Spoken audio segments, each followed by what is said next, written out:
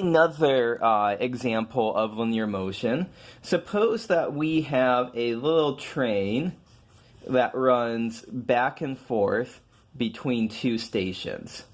So start and finish. And so let me represent the train here by this penny. So what the train is going to do is that it's going to start at one station. It's going to go to the other station. It's going to stop at that station to pick up passengers. And then it's going to go back to the original start, and it's just going to keep going back and forth all day long. So suppose that we have suppose that our distance, S of t, is the distance from the start station. So let's graph what happens here as a function of time.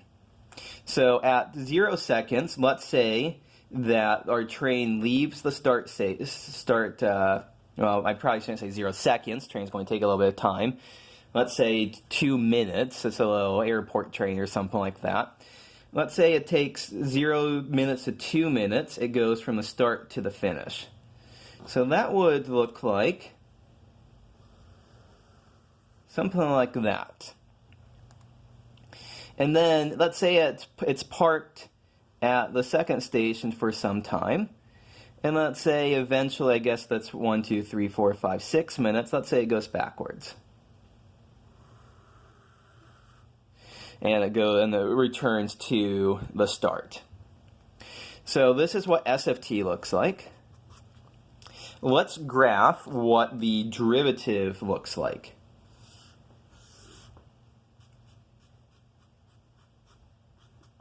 So let me get out a different marker for the derivative. Well, between 0 and 2, the derivative is positive. So between 0 and 2, the derivative here, v of t, is something positive.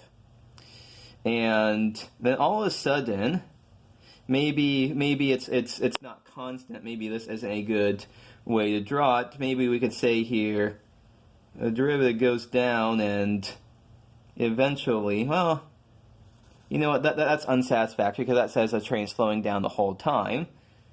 Yeah, this is a good instructive, accidentally instructive example. Let's make this as realistic as possible. So we want to make this as realistic as possible.